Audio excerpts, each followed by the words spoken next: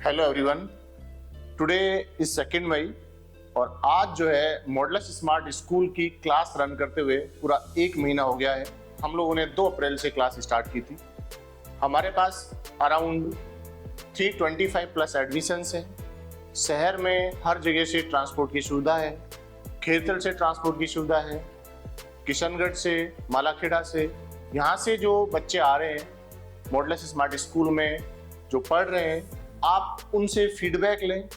हमने 1 महीने में किस तरीके से उन बच्चों को पढ़ाया है, क्या उन बच्चों में इम्प्रूवमेंट है, अन्य स्कूलों में और हमारे जो स्कूल है मॉडलस स्मार्ट स्कूल, इसका जो पढ़ाने का पैटर्न है उसमें क्या डिफरेंट है।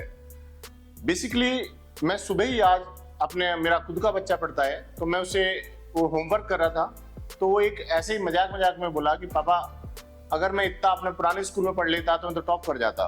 तो ये छोटी सी बात है, लेकिन मुझे उस छोटे से बच्चे से, मतलब 5th क्लास में है, तो मुझे समझ में आया कि कहीं ना कहीं पढ़ाई का थोड़ा हल्का बर्डन तो है।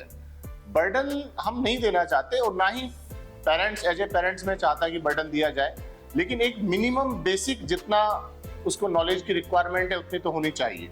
आप ये मान लीजिएगा, बच्चा जब सीखता है तो उसकी जो सीखने की उम्र होती है वो आप मान लीजिएगा लगभग 12-13 साल तक उसकी ग्रास्पिंग पावर बहुत अच्छी होती है।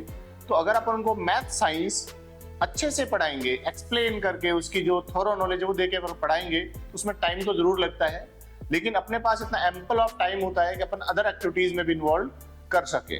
अभी क्योंकि समर की वजह से जो है टाइम ड्यूरेशन स्कूल का कलेक्टर आदेश के कारण कम किया हुआ है, इसलिए जो एक्स्ट्रा क्लासेज हैं वो थोड़ी कम हुई, तो बच्चों को ऐसा लगा कि भाई थोड़ा सा जो है पढ़ाई पे हम लोग ज्यादा ध्यान देते हैं। ऑब्वियस सी बात है, एक जो मिडिल क्लास फैमिलीज हैं वो चाहते हैं कि उनके बच्चे जो है पढ़कर एक अच्छी सर्विस करें, अच्छे नागरिक बने और अपना अच्छा जीवन यापन करें। तो हमारा मेन जो क्राइटेरिया, मेन जो प्रायोरिटी है वो यही है कि एकेडमिक अच्छा हो, एकेडमिक के साथ साथ उसको जो है जितनी नीड है उतना उसको जो एक्स्ट्रा करिकुलर एक्टिविटीज भी कराई जाए। स्पोर्ट्स हमारे यहाँ बहुत वेल तरीके से चल रहे हैं।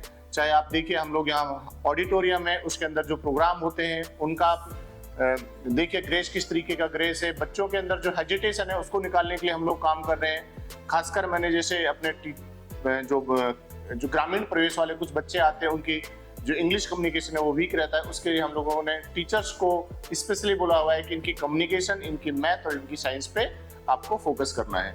हम लोगों ने ऑलरेडी हॉस्टल जैसे रन कर रहे हैं, अपन हॉस्टल में भी हमारे यहाँ बच्चे रह रहे हैं। तो हमने अलवर को जो एक अपन बात करें जैसे एक एजुकेशन में जो नया सिटी जो डेवलप हुआ है सीकर, उसके लेवल की हम लोग यहाँ पे स्कूलिंग देना चाहते हैं, जिससे हमारे एरिया के जो बच्चे हैं सीकर जाके स्कूलिंग करते हैं, उनके पूरा परिवार वहाँ जाके सेटल हो जाता है या वो हॉस्टल में रहते हैं। तो हम चाह रहे हैं कि अलवर में ही इस तरीके की सुविधा हम उनको दें।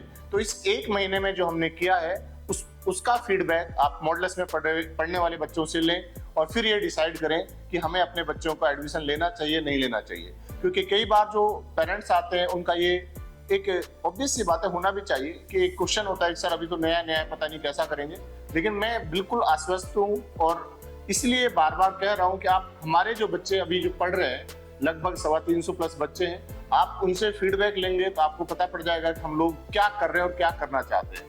अभी भी एडमिशन्स चल रहे हैं, एडमिशन्स ऑब्वियस सी बात है जुलाई तक भी होते हैं। तो जो पेरेंट्स ऐसे हैं जो अभी भी इस उधेड़ बुन में है कि अपने को अच्छे स्कूल के लिए कहाँ एडमिशन कराना चाहिए, तो वो आप मॉडलस स्मार्ट स्कूल में करा सकते हैं। मैंने पहले भी कहा है कि 6 ऑनवर्ड हम लोग जो है प्री फाउंडेशन की तरफ पूरा फोकस रहता है, जिससे बच्चे को जो है एक कॉम्पिटिटिव लेवल की तैयारी स्कूल में ही हो जाती है। और जो नर्सरी टू 5th है वहाँ बच्चा छोटा होता है तो उसको बहुत ज्यादा प्रेशराइज ना करके जो एक क्रिएटिविटी होती है उसको डेवलप किया जाता है और हमारी टीम इसमें पूरा काम कर रही है। Once again thank you.